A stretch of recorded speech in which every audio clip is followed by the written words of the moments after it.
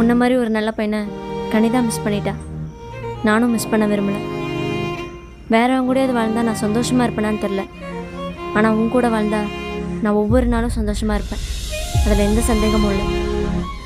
உன்னை எனக்கு ரொம்ப பிடிச்சிருக்கு. என்ன உனக்கு பிடிச்சிருக்கா இல்லையான்னு நீ தான் சொல்லணும். உடனே சொல்லணும்னு அவசியம் இல்லை. நல்லா யோசிச்சு சொன்னால் போதும்.